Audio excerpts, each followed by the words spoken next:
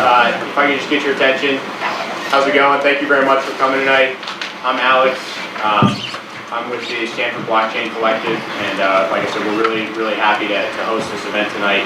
I'm here with my colleagues, Ben, Anna, and Richard.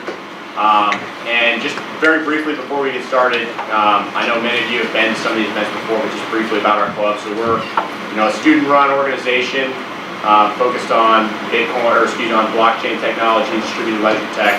And we come from all backgrounds. The club is expressly cross-disciplinary, so the idea being that broader is better in terms of the perspectives. And so, our membership kind of extends from business school, law school, engineering school. We got some people from the history department. We're pretty inclusive. And so, if you'd like to get involved after this event, we'll send out an email. We'll have a Slack link or our Slack channel join link, and we'll include a link to our website as well. We'd love to have you participate in our community. We've got a lot of people there, and we do a fair number of these events. And hopefully we can see you in a future one. So with that, I'm going to turn to introducing our guests and our speakers for tonight. So we have Jason from Truebit. He's the CEO and founder of Truebit.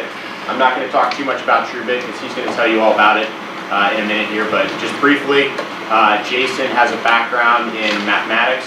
He earned his PhD from IU, has held numerous positions, and is prominently been at the National University of Singapore. He's done some postdoc or done research at University of Chicago in computer science specifically. Done 2 Fulbright scholarships, so it's fairly accomplished kind of in the world of mathematics and computer science, and is now running this company, which we're going to hear about. Dan, many of you know Professor Dan Boneh. He's our cryptographer in residence here at Stanford University, professor of cryptography, and has done. I don't have enough time to summarize his contributions both in theory and the application of cryptography and the science of cryptography. So we're fortunate enough to have them here. Kind of the format is going to be a fireside chat. It's going to be some brief kind of presentations by them, and then they're going to chat for a bit, and then we'll open it up for questions, and that'll be the night. So thank you all very much for coming, and please help me welcoming our guests.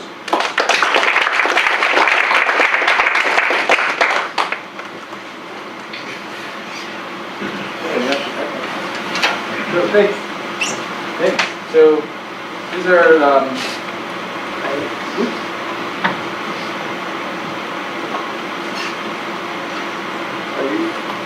I give a very similar talk a few weeks ago at the Stanford security lunch. So that's why it says February 13th. That was my. Was it not on Valentine's Day? It was on Tuesday. So. I kind of remember saying something about Valentine's Day, but in any case, the protocol hasn't changed, so it should be fine. So I just want to give a little overview of what this project is about. It is a blockchain project, but we can also compare it to something which is also very familiar, the big data that you use every day, the Facebooks and the Googles, which provide you things with storage and computation and some sort of hierarchical privacy where you can control who sees what. And in the blockchains where the privacy have come, we've created that privacy for these property of immutability. The reason it's secure is because everyone can see the data there. But of course, when I say you see the data, you don't have much room to store much of anything on the blockchains. The storage is really limited, and whether you're in Bitcoin or Ethereum. The other thing is you don't have much space to do computation. We have smart contracts, yes, they can do simple, they can check signatures, they can do some kinds of business logic, but the goal of this project, the Truebit protocol, is to take smart contracts which can run for more like a desktop computer and do scalable computation. And sort of a side effect of this, the way this protocol is set up, is that we are able to also grab data from off-chain, like the music inside of the smart contracts, and make this sort of secure without modifying the underlying consensus protocol. And it's a little slightly misleading to put the picture of Doge-Ethereum here, but the classical Doge instruction, so just check, uses Truebit to check proof of work. But I'll talk about, hopefully we'll get into the discussion today, an application of how you really would use Truebit to grab data from another source actually. Okay, so that's where I'm coming from. There's scalability is like, there's new stuff popping up every day. There's lots of different ways. I don't have time to go into all the scalability, but I guess the main thing I would try to say is that Truebit is a scalability solution in the sense that we're happy to process like one really large transaction as opposed to processing many, many small ones. So this is kind of the goal of Truebit is to do.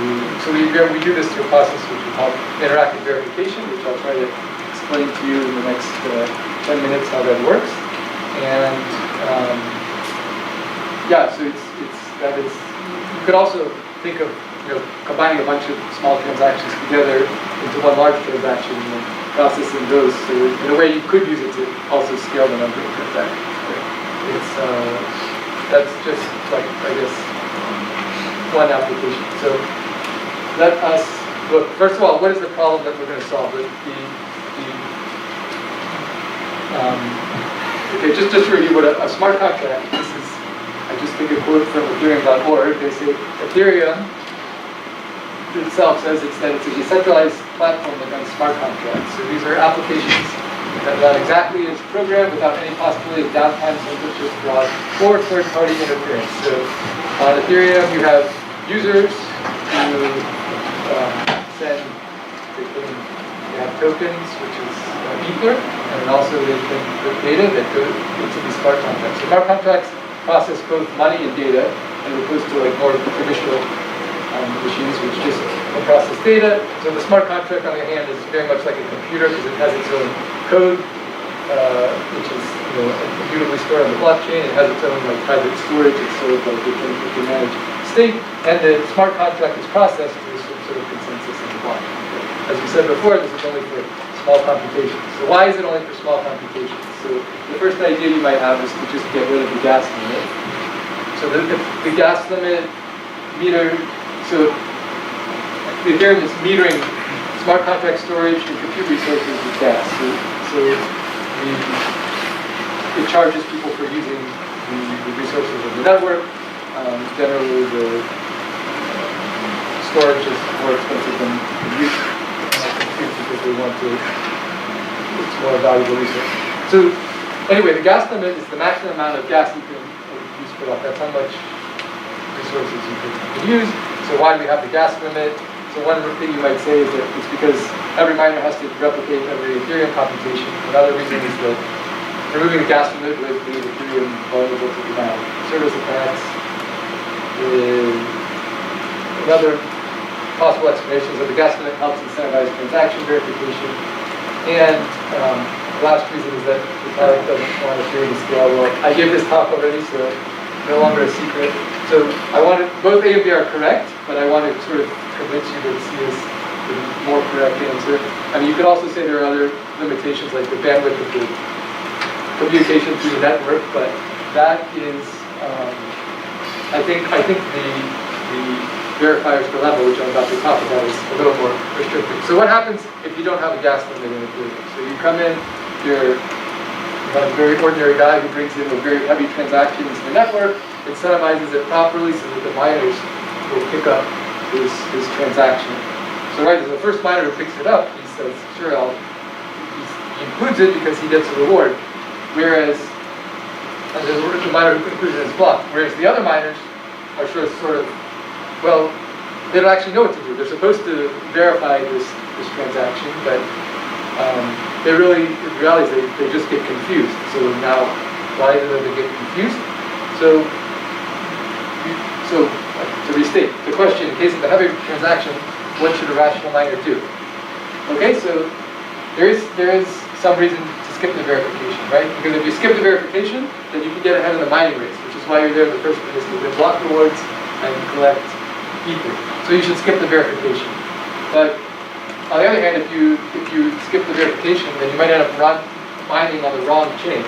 In other words, everyone else did the verification and you didn't, so now your stuff is just going to get ignored. So then that means you should do the verification. So in a sense, rationality doesn't help. You just want to do what everybody else is doing. So it doesn't. There's more than one possible equilibrium in that thing. Okay, so Truebit is sort of a solution to this problem that sort of winds its way around the verifier's dilemma. So this is the idea is that anyone can offer a reward for performing a computational task. Anyone can solve a task in exchange for the reward. So as anyone can offer a reward, that includes a smart contract. And you can, say, I don't have enough gas to run my computer, I'm going to pitch it out to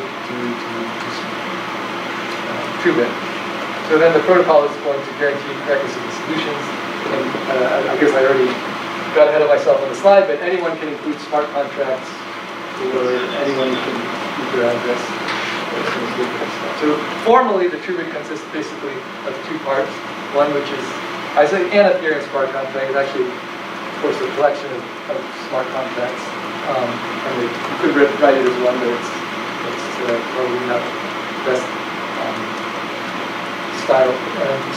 So you have a smart contract, and then you have some kind of new off-chain architecture, which I'm going to walk us through how that architecture works in the next few slides. So the purpose of the architecture is to allow us to do what we call unanimous. It's a form of unanimous consensus, as opposed to like Bitcoin, where you have it's kind of like majority vote. If most of the miners accept the transaction, then it's on the blockchain, and it stays there. Here, anyone can say, I don't agree, and then they challenge the computation. So we say that they actually take it to court. So you have the judges in the court are the miners from the system, and so the solver would come in with a solution, and a challenger disagrees, they say you're wrong, and they play this thing which is called a verification game. So the verification game looks something like this. So you have the solver and the challenger, which are enumerating computation states off-chain. So in other words, whatever your computation that is done that you don't agree with, you should list every step of the computation, and you're both the solver and the verifier are going to agree on the first state because that's given in the task. The task tells you basically the initial state. There's a little bit of wiggle room, the details there as well. But okay, so they agree on the first state, and then they must disagree on the last state because otherwise they wouldn't be there in the first place. Why would they be in the court? And so they said, okay, let's see. What do you think about step n over 2? Do we agree there? And then the challenger says no, and he says, well, how about n over 4? So okay, we agree on n over 4. So then, what about 3n over 8? And now, in this particular case, you're now close enough that you can. The judges can actually run this one step on chain. So of course, this requires that everyone runs exactly identical steps. So that's what I mean by that kind of architecture, because you can't. It has to be. There's no consensus on the computation unless everybody does exactly the same thing. So here's in reality we're using a WebAssembly-based architecture, but for illustration I use a Turing Machine. So you can see that this is like a state of the Turing Machine. I mean, if you're not. So the Turing Machine works like this. It says, I'm in a machine, I'm looking at this like tape with symbols, I'm in state Q0, I'm looking at I see a 1, so then the protocol says, then you have the solver is claiming that the program would tell it to move to the left when you write is 0, move to the left and change the state Q1. In other words, don't worry so much how the Turing Machine actually works, because what you really, the most important thing is to see that the judges also do the same thing, but they get a different answer. So that's the whole point, is that the judge can actually run this step because it's a very simple thing to check, and then there's a mistake and the challenge is justified, so the deposit gets forfeited. So now, still we have. So that's basically how we can agree on the computation. There is still one question left, is that how do you actually ensure that people show up in this course, right? I mean, if you can offer rewards for checking computations, but this will incentivize people to participate, but it doesn't necessarily incentivize them to participate correctly. So the opposite thing, you might say, well, then we'll just offer them, we'll only pay them if they find bugs. So this incentivizes the correctness, but it doesn't actually incentivize participation unless, when there are no bugs. So in other words, you can know if there are no bugs, nobody shows up to look, and therefore you end up getting wrong answers. It's not really a stable situation. So why don't we just put in the bugs? Which is exactly what we do in Truebit. So the protocol says it will offer a bug bounty and provide expectation that bugs exist. So this is how it works. The protocol occasionally pays the solver for some incorrect solutions, and then we use this dispute resolution with the judges as a subroutine to ensure correctness that you can fall back on whenever the forced errors are in effect. So the idea is that the verifiers are always there just to get the forced error, and since the solver, they're always checking because they don't know when the error is going to come, whereas the solver is always behaving correctly because he thinks the verifier is always watching. So in fact, if we write the whole thing perfectly securely and everyone's rational, we'll never actually even use all this architecture that we built. So I guess to sort of sum it up, we can do it in a picture. You can visualize Truebit as a panopticon. These are these. Panopticon is these are prisons. One is that panopticon is running in state in Joliet. Another one is in Cuba. And so the prisoners, whoever would sit around here, and there's like a bright light sitting on top of this watchtower in the middle. So the idea is that even though there's very little security on these cells, because they all behave correctly, because of the bright light, they can't see who the watchman is watching. So because they think that he's watching him, then they out of fear, they actually do what they're supposed to do. So that's sort of the idea. So that was just I'll close with a quote from Michael Foucault. He said, "We can see that anyone may come and exercise in the central tower the functions of the surveillance." So you don't actually have to see who's there. You just have to know that someone is. So yeah, I think I'll turn it over to Dan here. Oh. Thanks. Yeah, that's really cool. So it's a way basically to handle heavy computations on the blockchain without having the verifier do all the chain itself, the miners themselves do all the work. So yeah, very cool idea. So welcome everyone. I guess I wanted to say a few words about our work, and then we'll switch over and have a conversation and take questions from the audience. So think of hard questions you can ask us. We'll be happy to answer. So I guess I wanted to mention first of all. So I'm in the computer science department. We do quite a lot of work on blockchain and cryptocurrency. In fact, I wanted to mention that we've been teaching this class, CS 251, which you are very welcome to take. It's a class on blockchain technologies. I guess we've taught it twice already, and we'll be teaching it again in the fall, in this coming fall. So plan your schedules accordingly, and we hope to see you all there. So research-wise, I guess I wanted to quickly tell you about two projects that we've done recently, and then I guess we'll talk about then we'll see where the conversation goes.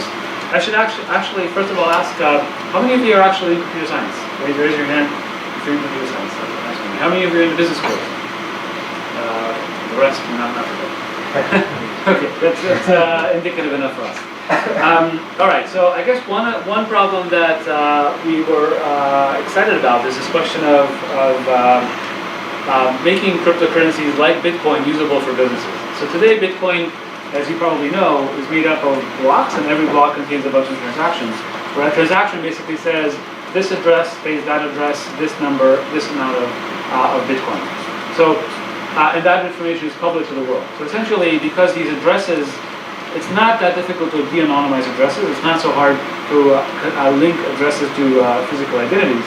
Effectively, if you look at the blockchain, you can see basically who's paying who and how much. In particular, you can imagine if like Stanford decided to pay, my salary, say in Bitcoins, you could actually look at the blockchain, identify which address belongs to me, which address belongs to Stanford, and you can pretty much tell what my salary is, pretty easily.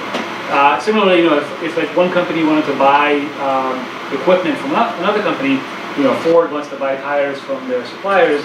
If you look on the blockchain, if they did it in Bitcoin, when you look on the blockchain, you'll see exactly how much they're paying their supplier. So essentially, this means that businesses cannot use Bitcoin, cannot use these cryptocurrencies as is. There's got to be some notion of privacy in the system, otherwise no one can, for business purposes, it cannot be used. So the direction that we wanted to go in is what's called confidential transactions. It's a beautiful idea. It's due to Greg Maxwell, which says that basically who pays who is going to be available in the clear on the blockchain, but how much they paid is hidden. So again, if my salary was paid in Bitcoin, you'll know that Stanford paid my salary, but you will not know what the salary is. Make sense? That's kind of a level of privacy that enables businesses to use these technologies, but at the same time provides some notion of traceability. So if the money is stolen, for example, you can still see where the money went and maybe try to recover it that way. So now the question is how to do that. So how do you implement something that allows you to have a transaction where the addresses are known, but the amounts that are being transferred are unknown? So fundamentally, this violates the basic tenet of a blockchain, right? If the amount is unknown, amount that's being transferred is unknown, that prevents you from verifying that the transaction is valid. What does it mean that a transaction is valid? What it means is that the sum of the inputs, the sum of the input amounts coming in, is equal to the sum of the outputs coming out minus the transaction fee. Right? That's what it means for a transaction to be valid. And of course, if nothing has been double spent and so on. But now if the amounts are hidden, yes, you cannot verify, the world cannot verify anymore that the sum of the inputs is equal to the sum of the outputs. And the question is what to do then. So how do we do this? So the solution is actually a pretty cute crypto idea, which is to say that instead of writing the amount in the clear in every transaction, what we're going to do is we're going to write what's called a commitment to the amount. Yeah, so a commitment basically means I can take the value, the amount that I'm trying to transfer, sort of, not really, but sort of encrypt it and put that on the blockchain. Yeah? And now what I need to be able to do is verify that the sum of the inputs is equal to the sum of the outputs, even though the amounts themselves are only committed to, they're not available in the clear. And the way we do that is using what's called a zero-knowledge proof. Okay, so if I want to spend money, essentially, I write these commitments on the blockchain, the commitment to the values, and in addition, I concatenate the zero-knowledge proof that the sum of the inputs is equal to the sum of the outputs. Okay? There's one more fact that we have to argue, which is that none of the amounts are negative. It's not just that the sums are equal, the amounts are not negative. If the amounts were negative, let's see, there's a problem, right? If I could post a negative amount as an output, what that would mean is, for example, I could have 2 Bitcoins come in, the input would be 2, I could have one output be worth 5 and one output be worth -3. Right? So everybody agrees the sum of the inputs is equal to the sum of the outputs, right? 2 came in, 5 came out, and -3 came out. So the sums are equal, but now the -3 I will never spend, and then all of a sudden I have an output that's worth 5 coins. So out of thin air, I created 5 additional coins, and nobody knows that I did that, because everything is just commitments. You don't see that, you don't see the 5, you don't see the 2, you don't see the -3. So nobody would know that this happened, and effectively what this does is inflates the number of Bitcoins that are available, or the number of coins that are available in general, and nobody knows that this inflation is taking place. So just a fear that this could take place is enough to kind of destroy confidence in the currency. Does that make sense? So we have to A, prove that sum of inputs is equal to sum of outputs, and C, that none of the amounts are negative. It turns out that the sum is actually fairly easy to do. Proving that none of the amounts are negative is a little tricky, that's relatively hard. So we came up with this mechanism called bulletproofs that allows you to do very, very efficient zero-knowledge proofs that committed value is, in fact, in a given range, say 0 to 2 to the 54, 2 to the 53. Yeah? So these bulletproofs are like, they're called bulletproofs because they're fast and they're short and all the good stuff. They're about 600 bytes, so we would append like 600 byte proofs to every transaction, and that's about it. So it turns out, they have some other kind of pretty amazing properties in the sense that you can take many, many, many bulletproofs and aggregate them all into a single proof. So for example, if you have many outputs to a transaction, you have to do this non-negative proof for every single output. Well, you can take all these proofs and compress them into a single proof that's basically as short as a single proof. Yeah. So so it turns out that this actually shrinks the blockchain dramatically compared to what was possible before. But it turns out these bullet proofs are not just for proving that things are positive. You can use them to prove arbitrary statements. Yeah, so I have a commitment to a state of a smart contract. So nobody knows what the state of the smart contract is. Now I operate in a smart contract in a particular way, and I want to provide a zero-knowledge proof that the updated, so I have the original state and the new state. These are all commitments. So nobody knows what the states of the smart contracts are. But I can give a zero-knowledge proof that's saying that the evolution of the smart contract was done according to the rules of the contract. Nobody knows the state. Yes, nobody knows the state, but the contract evolved according to the rules of that are specified in the smart contract code.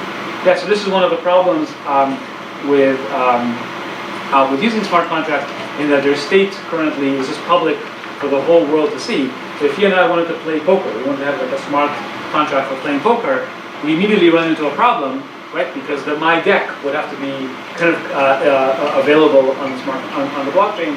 Everyone can see what my deck is. So playing poker right now is problematic and requires these cryptographic techniques to make it work. Well, with these bullet proofs, I can prove to you that every step of my poker game was actually done correctly, and I can do that in zero knowledge with very, very, very short proofs. Does that make sense? So that's what bullet proofs do. So that's one quick description of one project that seems useful. So I don't know if anybody has a blockchain project that needs zero-knowledge proofs. Yes, of course. This is then the code is available. It's all open. Everything that all the research we do is generally public domain, and anyone is allowed to use it. So that's the beauty of being a university, that we work in the open. How do you keep it, so if you follow, it's all kind of, so let's say the state, if it's all zero knowledge and you know that the sums of everything go, let's say it's still a problem for a business, right? If you claim that you sent me 3 Bitcoins, but you only sent me 2, and no one else can see it, how do you? No, so what I do is, so these commitments are on the blockchain. Now when I send you a particular amount, sending you an amount means that on the blockchain I write commitments, but then off the blockchain I send you a way to open the commitment. So you can open the commitment and confirm that this is in fact a commitment to 2 Bitcoins. But if you didn't do what you said you were going to do, like there's no way to. I mean, it would be. Well, then I don't send you the titles, right? So if you don't give me the Bitcoins, I don't send you the product. It seems fair. I guess Bitcoin works like that. Exactly. Right, exactly. So yeah, so generally when I give, right, so then by the way, the opening that I give you is then enables you to then further spend the coins that you just got. Yeah. So every step now involves writing the commitment on the blockchain and giving the payee the opening to that commitment. It's not restricted to range proofs though, right? Yeah, we can do, so actually bullet proofs are general. We do, a range proofs was just the application that we wanted to solve confidential transactions efficiently. But bullet proofs are it's a generic zero-knowledge mechanism. Can you say a little bit why it's more difficult to deal with the positive versus negative numbers? Than the sums? Yeah. Oh, sure. Oh man, now we have to do the math. Okay, let me try to do it without math. All right. Yeah, go ahead. I'll try to do it without math. Okay. So basically, when I commit to a value m, what I'm actually writing on the blockchain. Oh, you wanna? Yeah, you can read it there, Just in case you need to resort to. It's going to happen eventually. Yeah, we can't have a talk with me without writing some equation on the board. So when you commit to the value of a particular amount m, say what happens is, in some sense, you're kind of writing m in the exponent of some exponentiation. Okay. The nice thing about exponentiation is that it's linear in the sense that if I have g to the m and I have g to the m, I have g to the m1 and I have g to the m2. If I multiply the two together, I get g to the m1 plus m2 in the exponent. So these commitments we call them additively homomorphic, in the sense that given the commitment to m1 and the commitment to m2, I can build the commitment to m1 plus m2. Yeah. And so what I do is I build the sum of the commitment to the sum of all the inputs, I build the commitment to the sum of all the outputs, and then there's a simple zero-knowledge proof to say that those two commitments are actually equal. And that's very simple. That's why summation is so simple. The problem with ranges is all these numbers are just algebraic numbers. Yeah, they're just elements in a finite field. And so there's no notion of size in a finite field. And so to do a range proof, you sort of have to break them up into bits and prove that all the bits are 0, 1, and that's where things are complicated. Yeah, so anyhow, that's a short answer without getting into too much now. Hope that's good. Sorry. Yeah, I'll tell you. Let's see. So should I? Let me quickly tell you one more thing that we did. I'll tell you about provisions, which is kind of a fun project too.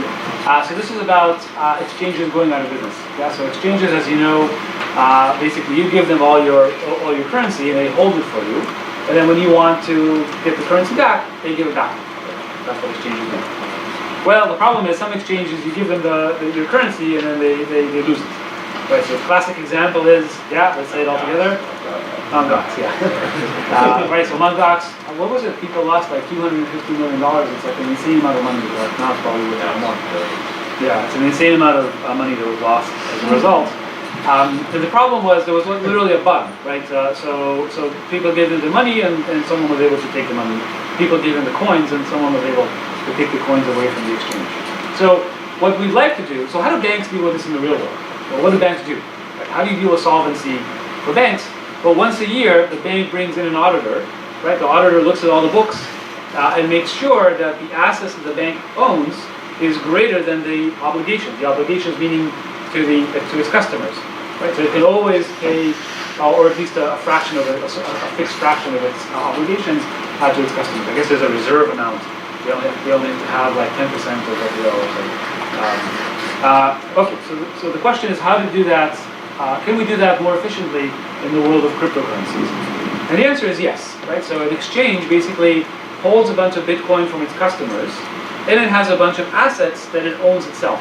What we'd like to prove is that the amount of assets, the crypto assets that the exchange holds, is bigger than or equal to the obligations to its customers. Okay? Well, that sounds like another one of those. Oh, and by the way, we have to do that in a way that doesn't reveal the exchange's inner workings, right? You don't want to reveal to the world how many customers the exchange has, how much asset it has. Those are kind of confidential business. That's confidential business data. Well, so that sounds like another wonderful application for zero knowledge, right? So what we have is essentially a zero knowledge proof of solvency. And the beauty of a cryptocurrency is you can run this proof of solvency. It's just an automated proof. You can run it every day. Right? So every day, what you do is you run this proof of solvency, you publish it, it's a couple of megabytes.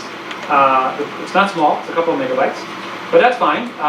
Every customer downloads this proof of solvency, verifies that their account is included in the obligations, and then everyone can look at the blockchain and at the proof of solvency and verify that, in fact, if the proof is correct, that means that the assets are greater than the obligations without learning what the assets of the exchange are. That's the amazing thing. Yeah, that's the zero knowledge property. So that's kind of neat. So literally, if Mt. Gox had implemented this provisions system, the fact that they lost all their assets would have been detected like 8 months before the exchange actually declared bankruptcy. Yeah. So this is actually quite an effective tool. Oddly, I have to say, these exchanges. So there are many exchanges out there, and in fact, there are many that have gone bankrupt. Yeah, unfortunately. But they don't so much compete on security, oddly. Yeah, they mostly compete on features, customer service, things like that. So I have to tell you, we've had a hard time getting an exchange to actually adopt provisions, even though it's something that they can deploy, and we have kind of answers to all their questions. It's something they can deploy, but it has not been easy to find the first exchange to actually do it.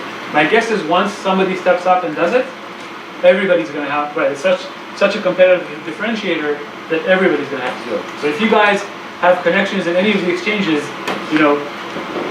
please help us. Please help convince them that this is a useful thing to deploy.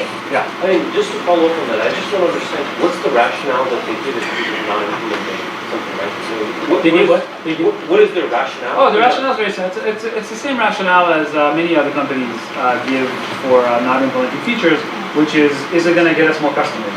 Or put it more precisely, there's 1,000 features they want to implement. They only have a limited number of programmers. And the question is, they sort them by which feature will get them the most customers. Okay. It's just basically they decided that it's a business problem for them that's not high priority. That is not, so it's not high priority because it's not on the customer's mind. Sure. If the customers knew that you can have a proof of solvency every 24 Yeah, so I was hours, going to say, maybe they would have be. Okay. Yeah. but that requires intelligence, that requires, sophisticated customers. Okay. There's a little bit more to it too, which is that there's two types of exchanges, well-capitalized and well-supported ones, and then fly-by-night ones. The well-capitalized ones, if they take partial losses in the holdings, they can make up for it with their capital in certain ways, that they can hide that kind of seams of what's going on. That's in their interest. The poorly run exchanges don't want to divulge this information at all. So there's incentives on both sides to not make things, which are kind of perverse, but they're there. They're there. Yeah. I see. So some of them would actually want to hide their internal workings. They're not, because they're not always solvent. Yeah, both types. That's a good reason not to. That's right. Well, that's like in secure election systems, there's also there's some resistance to secure election systems, but that's a different story. Yeah. Probably don't all prove something fairly complicated, but Sure. at a high level, would you be able to explain how you can prove something without actually knowing any of the inputs or the parameters? Oh my God, I see. Right. Okay. Now we're really gonna have to get into that. So what happens? Let's see. So you're asking how do we prove certain facts about like the states of a contract without revealing anything about what the state is? But do we know? So we know the states. No. All you have are commitments to certain values, and then what these mechanisms let you do is they let you prove facts about those. So you have commitments to certain values, and you can prove facts about those committed values. Yeah? So you have commitment to X, you can prove that X satisfies a certain property. Yeah? And that proof reveals nothing about X. That's what these mechanisms do. Now, how they work, I have to say that actually there's like a whole lecture. But unfortunately, that takes an hour-long lecture to explain. I can tell you that the one-line description here is a sort of a back-and-forth protocol between the prover and the verifier. And in some sense, the prover commits to something, and then the verifier challenges the prover to show that that commitment is valid. And the prover opens whatever he committed to. And the point is, things are set up in such a way that the opening itself tells you nothing about the actual statement you're trying to prove. I think that's as much as I want to get to in this form. But again, it's a wonderful, wonderful area. This is one of the very super elegant areas of crypto, these zero knowledge proofs. It's something that we cover in our crypto class. So if you're interested, please take the crypto class. In fact, this quarter I taught our regular crypto class, which is 255, which touches on these issues. And the next quarter, there'll be the advanced crypto class 355, which goes into a lot of depth, a lot of detail about zero knowledge proofs. So if you're interested, please take 355 and you'll learn probably more than you ever wanted to know about zero knowledge proofs. And snarks and starks and all that stuff. All that good stuff. Yeah. I assume you have published papers on this stuff. Yeah, everything that we do, we're academics. Publish or perish. Everything that we do is published. Otherwise, it didn't happen. Yeah. Like a tree falling in the forest doesn't happen if nobody listens. Same thing with papers. Didn't happen unless it's published. So should we? Sure. I have a question. I appreciated the sort of privacy element that you get with these zero knowledge proofs, and that you know who the parties are, but you don't know sort of the amount of speed transmission. If I were one of those parties, I would think the very identity of myself and whoever it is I'm transacting with still provides a huge amount of information that I would not want my competitors to have. To which it's hard for me to see a solution. There is a solution. Okay, excellent. Let's see. So can we say it all together? So there's a system called CoinJoin. Well, CoinJoin is one solution for sure. Let's describe CoinJoin in just a minute. I was thinking more of Zcash. I was actually, Zcash. Leading into that, I had a question. Is Truebit plus bulletproofs equal to Zcash? Because I think this actually gets to the heart of his question, which is to say, let me. First, Zcash is a mixer which does hide your identity. But I think the question is, it's a separate blockchain. They have their own way of handling the transactions in Zcash. But the idea that I'm suggesting to Dan right now is that you would take, so Truebit can compute the bullet proofs, right? So you would imagine that whatever information you wanted to conceal from this financial transaction would come out on the other side with just a proof of that you had paid off the right amounts. But I think in Ethereum, if you did it with ETH, I see this problem that not only would you see which addresses were going in, but you would see how much money was going in and how much was coming out. But you mean Truebit by itself? No, I'm saying like Truebit, if you wanted to turn Ethereum into add Zcash functionality in Truebit. If I want to use Zcash functionality in Ethereum and my tools are Truebit and bulletproofs, can I do it? So that's the question, and I guess I'm not sure about it. That would actually take some work. Yeah, it takes some work, but. Well, you could implement it. Well, I mean, it can't because you always have this trace of you can follow the ETH around, right? So that takes away some of the properties. But maybe you could create a token or something. So there is a way to add privacy to Zcash level of privacy to Zcash to Ethereum. But that actually it's not simple. That requires implementing big chunks of Zcash in Ethereum. In other words, you have to change the underlying. Well, no, you could write a smart contract that implements the Zcash protocol. Okay. All right. Well, okay then. So you could do it, but this is a fair, significant undertaking. You would have to implement Zcash has this snark thing where you have to have this trusted setup and everything. Can you get around that? Because obviously you did see Zcash exactly. That's the point of bulletproofs. Bulletproofs is a way to do short proofs without trusted setup. That is the whole point of that's. So I guess that is so you wouldn't literally implement Zcash as all of this, and it would be some variant thereof which would substitute. Well, now it's your choice if you wanted trusted setup or I don't want to know why would you want that. Okay. Sure. And bulletproofs is one. Bulletproofs is one way to go. Starks are another way to go. I mean, I have to say this: the zero knowledge the world of zero knowledge. Because of cryptocurrencies, is advancing rapidly these days. It's a very active, this question of proof systems, a very, very active area of research. There's 6 lines of research for building proof systems, zero knowledge proof systems. Starks, bulletproofs, those are just 3, there are others. And so it's a very active area, lots going on. But we probably shouldn't get too deep into the weeds there. All right, next question. But anyhow, the short answer is you could actually have a cryptocurrency that provides complete anonymity. So you would not know who's paying who. So we were just focusing on hiding amounts, but there are ways to hide completely who's paying who. Yeah. Of course, in that system, if somebody steals your money, you have no idea where the money is going. Yeah, it's very kind of important to understand. But again, this is beautiful technology that's going into that. You can still have solvency proof in Zcash. Does that make any sense? You can still have a solvency proof in Zcash. So when we're talking about the exchange, I imagine you can, but that would take more work. Absolutely, that's a great research question. If anybody wants to work on that, that would be quite nice. Yeah. Is it possible to be anonymous and then say I pay you $1 and I don't want anyone to know our identities, but I want that dollar to be traced.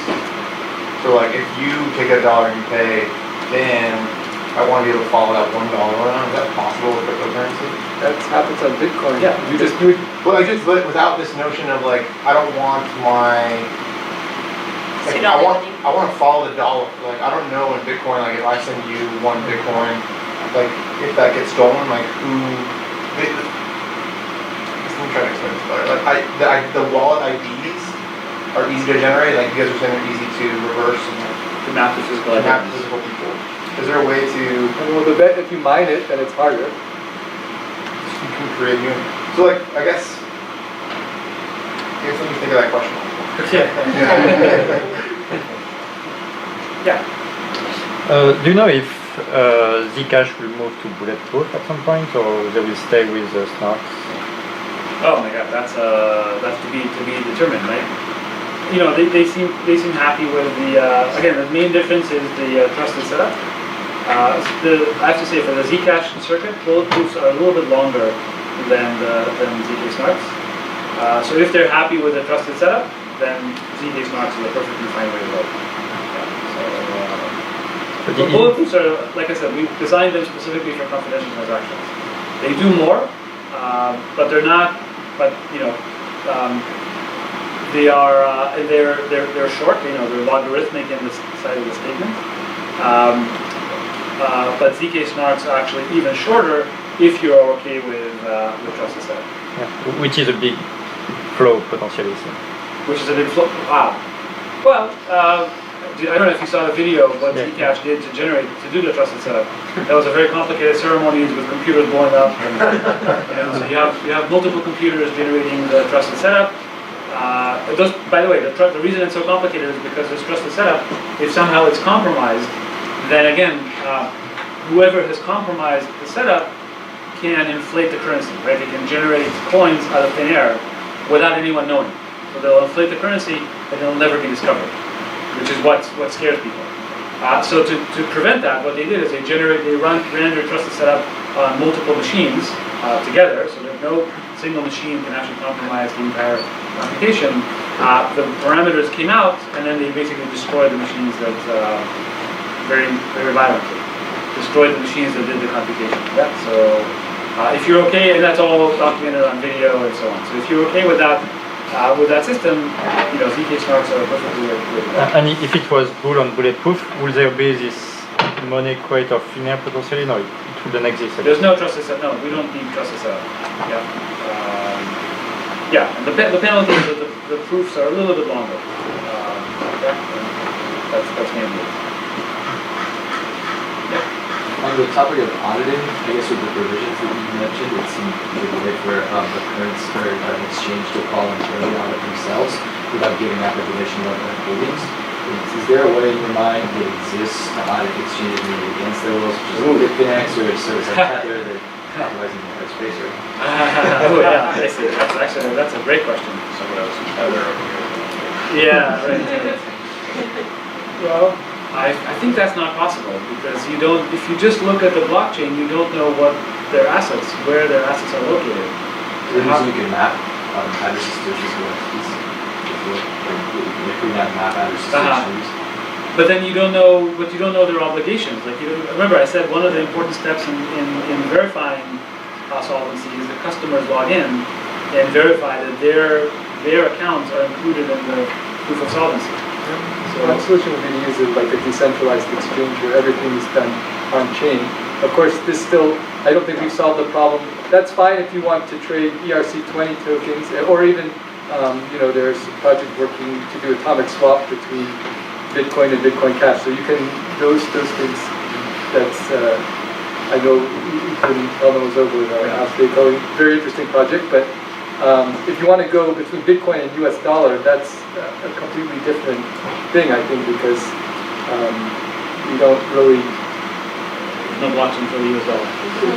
No blockchain for the US dollar. That is well, you got, so there some people just claim that there are, I guess Tether is the closest thing, but then you have some DAI tokens as well that are sort of looking like that, but it's really, at the end of the day, like, we don't have you need some sort of oracle to tell you even what the exchange rate should be. So I think I've always said this: we should learn how to walk before we run. If you can't figure out what the exchange rate is, then you would have a hard time building an exchange for it or a stable coin for it. So I have a couple of questions I wanted to run through just to make sure we cover. While we have you here, can you say, like, in your opinion, what's the killer app for all this technology that's being developed? All of what? Yeah, that's a good one. Can you think of like the killer app that, like, if my grandparents ask me, what the heck is this all for? What's a killer app that I can tell them? And by the way, that's a question for all of you. I have my answer, but I'm really curious to hear what other people answer.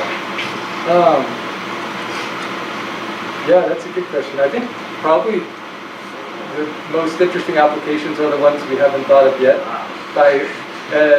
And I know. Answer for my I took it from, actually, that's what Vitalik Buterin told me back in 2015 before Ethereum launched, and I said, I kind of think he was right, because if you had said, is it a bunch of ICOs, it wouldn't, we would not have, even though that was the application that was first put as a, yes, you can create your own token, everybody knew you could do it, but anyway, I think for me, like a Bitcoin is an instance of an autonomous machine. Ethereum is an instance of an autonomous machine. A little more interesting, has some compute power. I think if you throw compute power and you throw storage into an autonomous system, so imagine AIs that actually live on the blockchain and they have these computational resources. Like Trent McConaughey gave me an example of an art DAO that would create art and sell the art and then use like the revenue for that art to optimize its own circuits, like the genetics sort of algorithm. And now you have no idea what you're going to end up with. It might end up being a machine that has nothing to do with art, but the fact is that machines would be able to incentivize people to do stuff. So it becomes, I think this is where it gets very interesting, in terms of the intersection of governance, law, and computer science. And when we can do machine learning on the blockchain, that's when I think that's what Truebit is going to enable. It's one piece of the puzzle, but I think we also need a way to get the data into the chain. So that's another. If you have those two things, then there may be some certain art DAOs. You could build some simple examples of machine learning, the limited data that you could feed into the blockchain.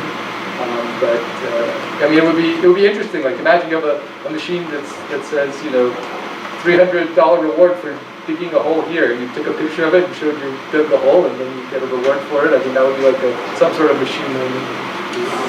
So, but then, maybe it's incentivizing you to do things that are good. Sometimes it's just to do things that you don't understand. But if there's a reward, then it will be done. So that's so it's the curiosity I think that drives me forward, because that is actually why I left the university, because I was like, I just wanted to see this thing built, and this is exactly why. So I don't know the answer to that question. I see. And then I guess if we look to the future, you see. So I guess kind of the question that's on a lot of people's minds is, as cryptocurrencies continue to grow, effectively they're going to sort of replace fiat currencies over time. But replacing fiat currencies, for a while, of course, they'll live together, but at some point, one will dominate the other. If cryptocurrencies come to dominate fiat currencies, the feds around the world are not going to be happy with the loss of control. So the question is, can governments actually shut down these cryptocurrencies if they wanted to?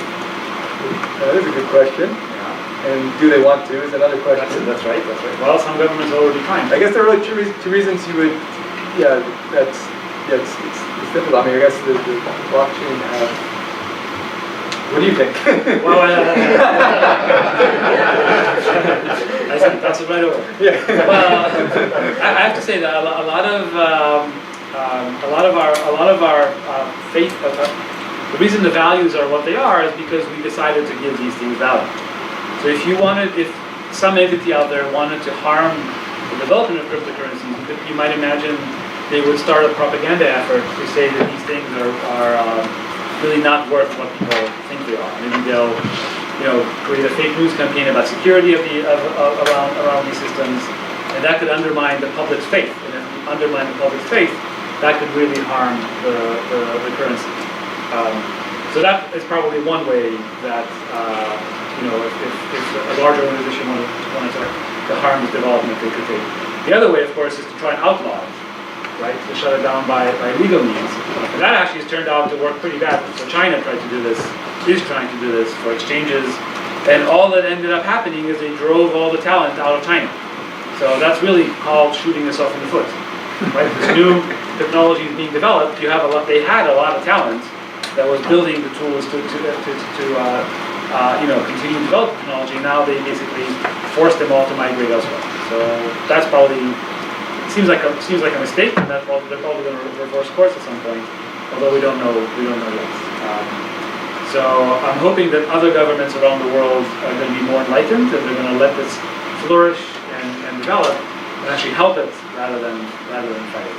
That will be the hope. Go ahead. Some people have also mentioned, like recently, some people have talked about like central banks starting to use like cryptocurrencies as a settlement mechanism between each other. I'm not sure if either of you had any perspective on that, like how it actually started to be used to the existing like central bank currency. Yeah, certainly. I mean, so this would be like a private blockchain.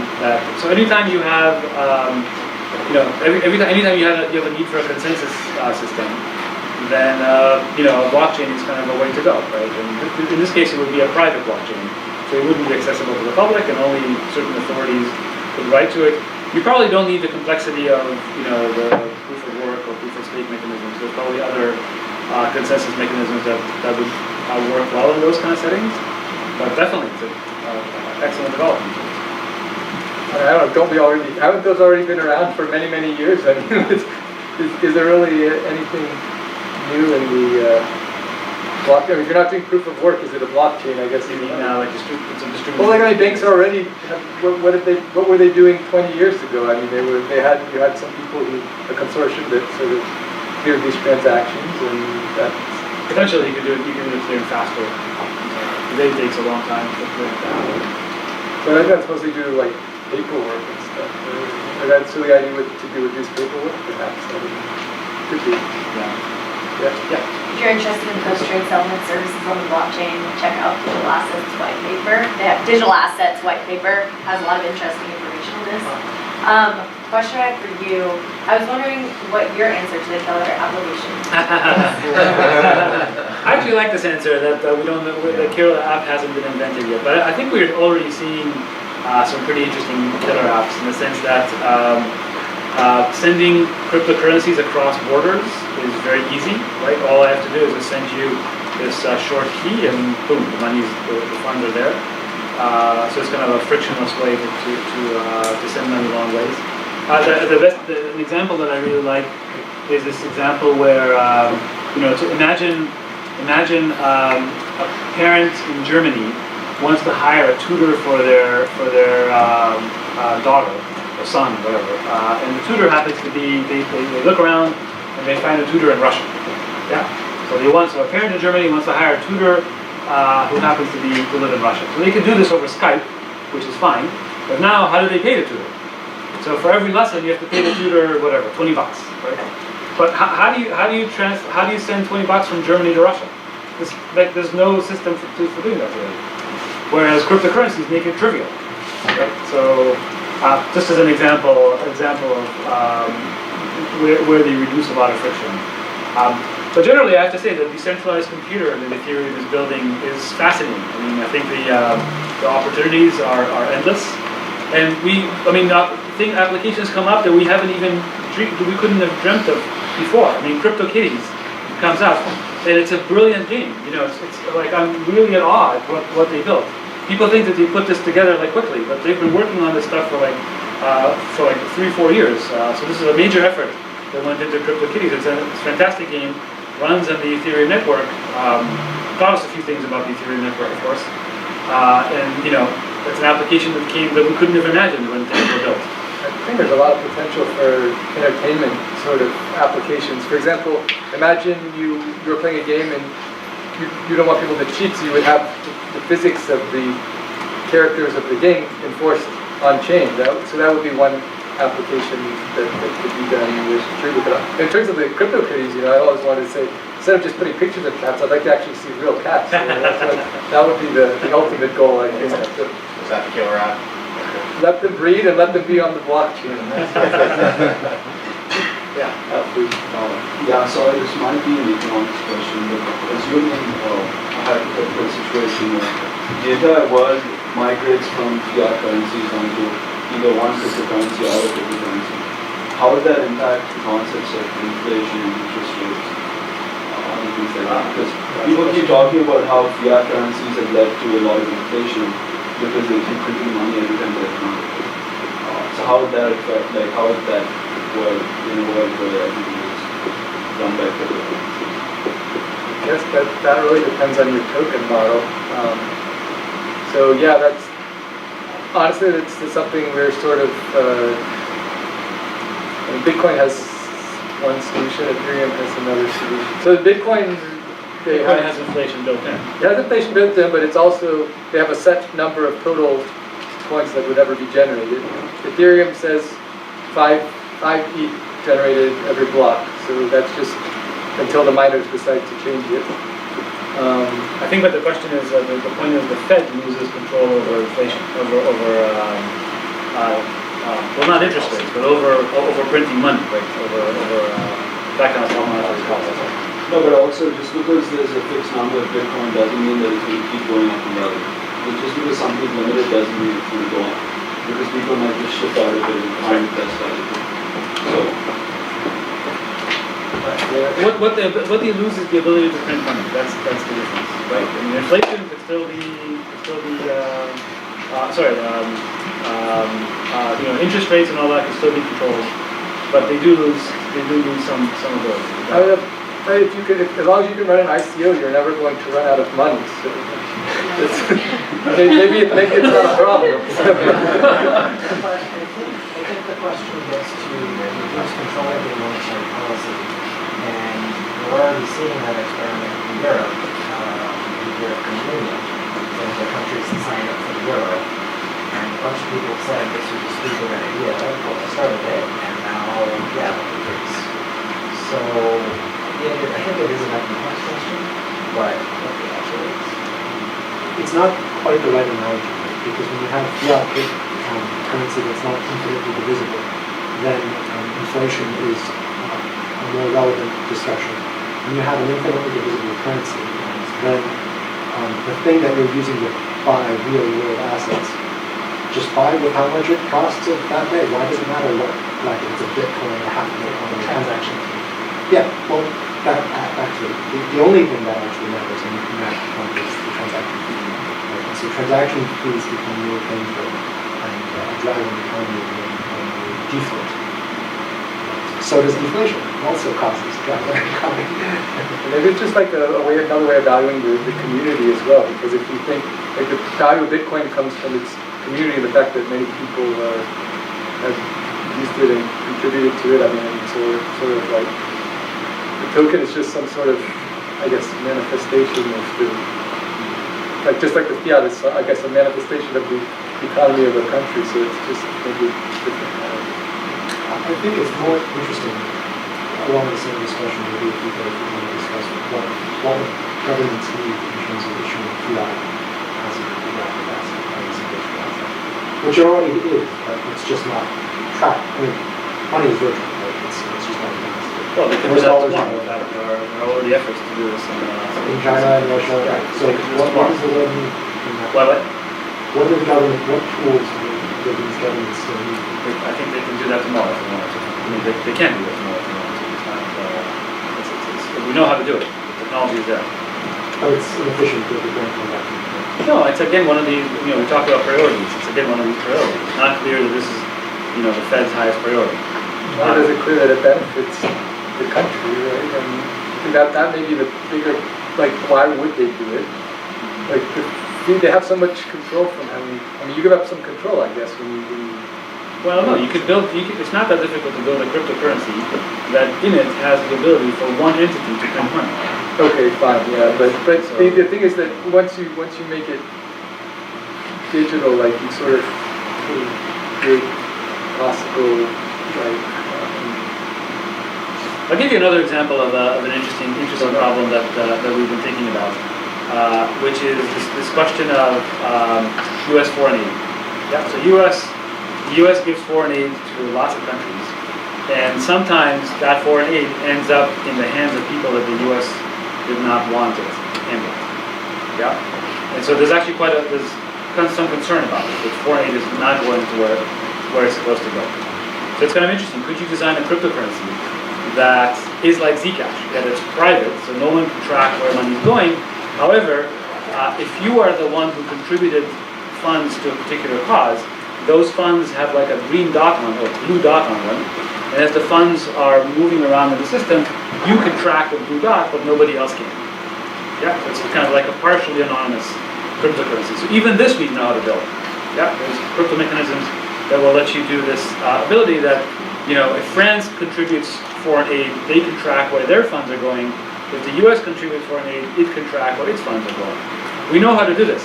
I should say, by the way, there's limits to this technology because of CoinJoin, right? At the end, what can happen is, the blue dot money goes to the hands of a certain individual, and he says, he goes to his friend and says, I'll buy tomatoes with the blue dot money if you buy these chemicals for me, and then we switch. Right, so now it looks like this completely innocent civilian bought chemicals, but that's not really he's not really the person that's valued in terms of the funds. So barter effectively undoes this ability to trace. But at least if we ignore the issue of barter, you can still have the ability to trace funds. But you're the only one who has that ability. Yeah. So even those kind of mechanisms we know how to build. So there's really, you can kind of almost write out any set of requirements for a currency, and we know how to cryptographically design it, which is really fascinating, right? So each one of those, by the way, is a wonderful research project, right? So a research project. Write down properties you want, and let's see how to design a currency that does that. We would usually stop at writing a paper, but some would go to the next step and actually deploy it. Yeah, lots of questions. Yeah. Two questions. So first, there are most of the projects are now creating building the fiat currency, but is there anyone trying? What would be a good system that is designed for practice, which is the actual thing that flows the real credits actual fiat? What would be a good system? You mean a credit system? Yeah. Is there Why can't we do credits already with the existing currencies? I can borrow, right? I can borrow coins, I can use them for whatever, and then promise to repay them later. There's markets today. Is there a current system that has? Yeah, I think the current system You're going to do better if you have a smart contract that makes you take some action and that's enforceable. Certain line or whatever. Yeah. I think we actually already know this. So it's mostly interacting with the real world and checking the credibility of the people and making sure the collateral is that's hard contract. That's right. Exactly. Yeah. I actually have a question about sort of trading data. So you get into a situation where if I have a piece of machine, I would like to trade this machine's data with another machine's data. But at the same time, I don't want this machine, I don't want other people to know that it's this machine that's trading. But at the same time, the guy who's trading or buying the data for this machine needs to know that it is an authentic data source. For example, there's some serial number from the manufacturer who said that I produced 1,000 machines, and if the data did not come from one of these serial numbers, it's a fake, or multiple pieces of data come from the same serial, it's fake. But at the same time, I don't want people to know that it's me, because then they might know who I am, know my business secrets. So how do you do that kind of transaction when someone can know it's coming from the right machine, but not Interestingly, know I have to say that problem now, I know at least 3 different independent areas where this problem is coming up. This is actually a very, very common problem these days. And so, well, that's actually so the typical solution people try to build is they build a fraud detection engine on the server side. So they collect all the data and they try to detect duplicates, they try to detect data that's out of bounds, and that's why therefore it's fake. So that's one solution. That's not a crypto solution. The more technical solution, which actually also has a lot of problems, is actually to rely on hardware at the machine collecting data. So you can imagine trusted hardware in the machine that's collecting the data that certifies every piece of data that comes out of that machine. Yeah? And then, so the trusted hardware basically has a secret signing key in it. The public key is public and certified. And then every piece of data that comes out of the machine is signed. Why do you need trusted hardware? The reason you need trusted hardware is to make sure that A, nobody can get the secret signing key out of the hardware, and B, any piece of data that's measured by the machine is actually going through the trusted hardware. So the trusted hardware is kind of connected to the guts of the machine and actually seeing real data. Yeah. So now we've transformed the problem from a crypto problem to the problem of building building secure hardware. Yeah, and that by itself is also a very difficult problem, right? This is related to digital rights management, copy protection, those kind of problems. So there are already attempts at doing this, like Intel SGX, in some sense is an attempt at doing this. But this is not a perfect solution either. But those are kind of the two categories of solutions, right? Fraud detection on the server side, or hardware at the collection end. And I wish we had like an even better solution, but that's where we are today. Yeah, so it's a very good question. So I'm gonna just briefly insert myself here because we're coming short of time, and I think we would be remiss. So one of the things that Jason mentioned specifically was atomic swaps. For those of you that don't know, atomic swaps is the potential to, basically take a currency that you have on one blockchain and then transfer it over onto another chain. Essentially, the idea. And Truebit, Jason's done some work a little bit in this area with something called the Doge-Ethereum bridge involving Ethereum and Dogecoin.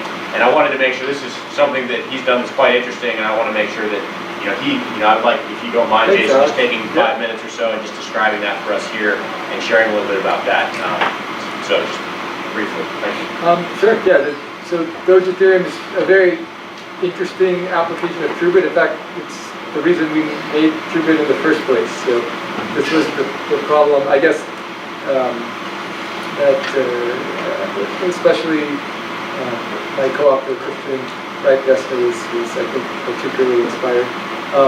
But the idea of Doge is not just to do an atomic swap, but to somehow pull the token off of Dogecoin and put it onto Ethereum in a way that you could use it in smart contracts, and then whenever you're sort of done with it, you burn this tokenized version of it over here and then unlock your Doge back and get it back on the other side of the chain. So it's not like I'm just trading Doge for Ether. I actually want to have a token on here that sort of represents it in some way. So yeah, we were doing that, and the Doge-Ethereum is just like this most fascinating story in cryptocurrency. I don't know we have time to go into all the history, but there was a bounty that went out in the beginning of 2016 to build this cryptocurrency. It was as high as like 6,500 ETH. Right now it's currently worth around 1.5 million. I mean, we received part of the bounty for completing part of the bridge so far. And originally I said, we thought we would have to make a hard fork on Dogecoin in order to implement this bridge. So in other words, we have to get all the miners to install the software. I said, how are we going to do it? Let's make a massive, public art project, and we'll spend all the money funds on a public art display. And so we're doing that. It's happening. You can please visit New York City, and at the end of the summer, you should be able to see the world's physical manifestation of the Doge-Ethereum bridge, which is connected to the blockchain, and world's largest wine bottle made out of aluminum, yada yada yada, with projects. So there's kind of been a community that's sprung up around that. But in the end, we realized it turned out we didn't actually need to make a hard fork, because we figured out another way to do this with using just cryptoeconomic principles. That we can just create incentives in Ethereum that make it so that you can users have an incentive to keep the Doge locked until we've done what we call the WOW token on the Ethereum side, put it back. So this is actually quite interesting. So basically there are two things you have to do. One is to move your Doge from Dogecoin onto Ethereum. The other is to move, in other words, lock up the Doge and generate a WOW. And now you have to be able to burn the WOW and unlock the Doge. So those are the two basic functionalities of the bridge. And to move back. Right. So in one direction it's a lock and mint, and the other way it's a burn and unlock. I guess you can say like that. So that's sort of the dream, I guess. So we've when we presented to the judges a few weeks ago, was sort of old-fashioned two-way peg. Basically, you do exactly what you would think to do. You have a relay that sends over each block on the Doge is broadcast to Ethereum with a proof of work, and the relay sort of maintains all of the blocks that have been sent in. So you have the longest chain remains sort of valid, and so that Ethereum knows what things have happened on Doge, and you have, the idea is you have like some sort of, you send your Doge to a special address, and that would be, to lock it up, and that would be registered on this chain, and that would trigger a minting of this token. So in other words, that's sort of, but of course, what does Truebit have to do with this? The only reason you need Truebit is because Ethereum can't check the Dogecoin proof of work. It's too, it's too expensive, correct. So you have to play this sort of verification game like I described. We actually handcrafted one especially for the Doge-Ethereum bridge, although we also have one that you can also go on the website, take an arbitrary WebAssembly code and generate the game for that. Thank you. Go ahead. I can answer questions, or I can tell you what the V2 looks like, which is actually much simpler and kind of interesting. But yeah, go ahead. So in a few words, so the idea was, I was said instead of doing this complicated relay, which is kind of like a bit of a hairy construct, and it's an engineering feat to actually get this to work. I mean, there have been a few other projects, the Peace Relay, BTC Relay. So I said, okay, let's just take the Dogecoin C++ miner and throw that into Truebit. So we'll just compile it into Truebit and simulate it onto the blockchain. So now all you have to do is ask, tell me about block 800 from Doge-Ethereum. And you never actually have to relay anything. It's more efficient. Only in case of if there would be a dispute about such a content, then you would go through some sort of verification rule. But basically, just the idea that the mining software itself is something that can be run inside of Truebit, that you can actually do this construction. I mean, there's, of course, details to be worked out there, and then on the other side, instead of using a federated peg, the basic idea, that I guess the way that like RSK did when they built the peg between rootstock and Bitcoin is you have you choose 5 people that are for sure trusted, and they'll just take care of all the changes to it. I said, let's see what we can do with crypto economics. So basically, the idea would be so this is again what I just explained with the miner was a way to go from Doge to ETH, right? Because you can witness the miner allows you to witness what's happening on Dogecoin inside of Ethereum. Now to go back, what you would do is you would have a bridge operator. So imagine someone on Ethereum puts up a stake, and this is a big idea to start drawing a picture of all, but so you put up a stake, say I'm honoring a bridge. So one of the nice things about Doge and Ethereum is that all the addresses, if you control the private key for this address in Dogecoin, you control the same address in Ethereum. So that kind of is convenient and simplifies things for us. So now I see that this ETH has been locked into this, as a collateral into this smart contract here to send the Doge into the corresponding address on the Doge side. And now the principle is that having this collateral allows you to spit out you show that this money has been sent to this coin. It gives you the WOW tokens over here, and now this basically, with the purpose of putting money into this contract would be like a collateral, so that if this person walks away with your Doge, well then you can collect his fee. So it's like a collateral like that. So of course the challenges are a few.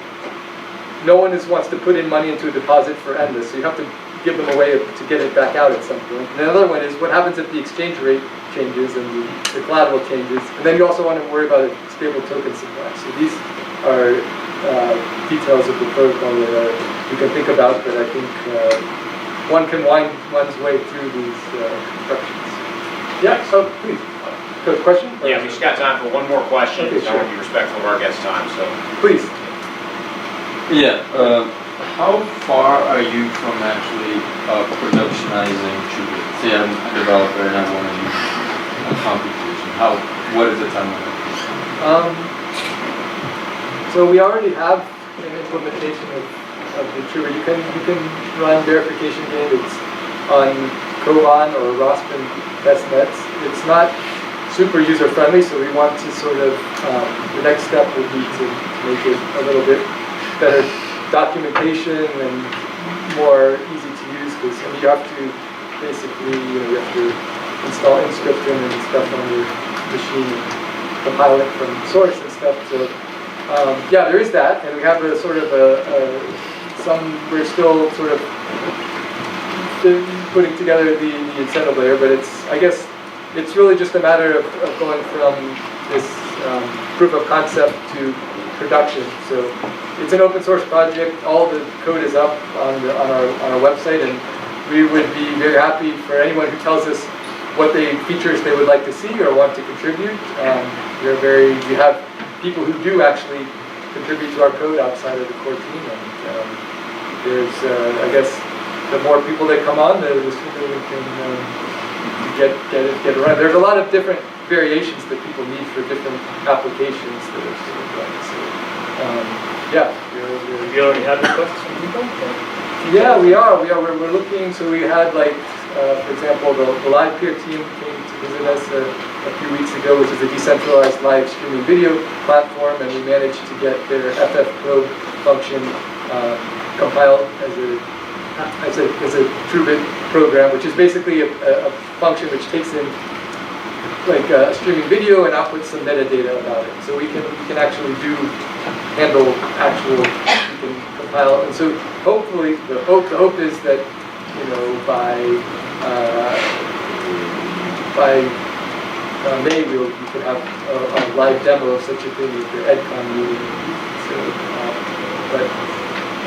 yep, so it is coming along. Hey, please join me in giving a round of applause for our guests here.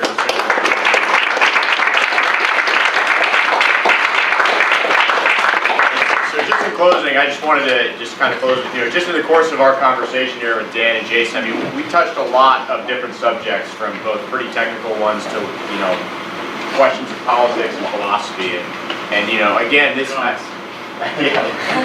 economics, yeah. Let's so. I hope that we at the Stanford Blockchain Collective, we can continue these conversations. So I would encourage all of you to participate. Real quick, I want to do an impromptu survey here.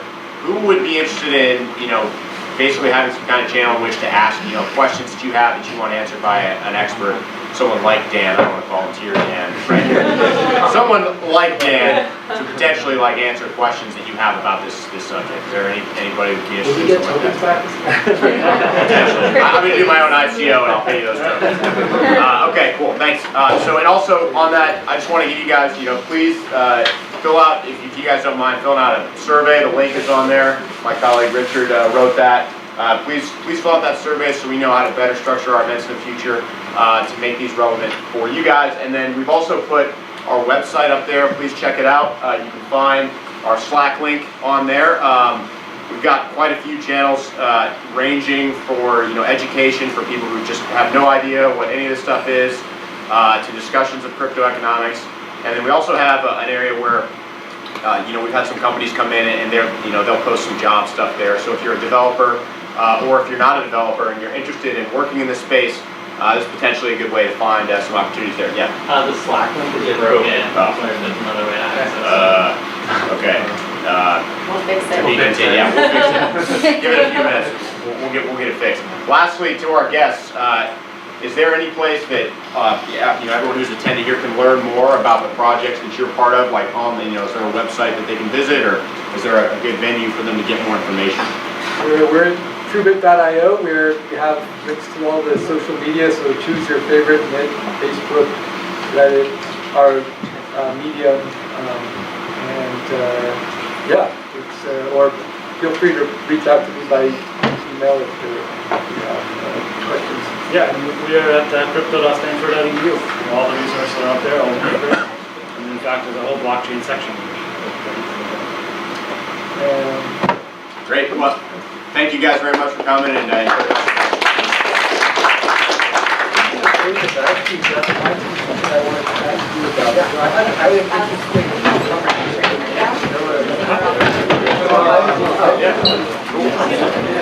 So I think it's creating a new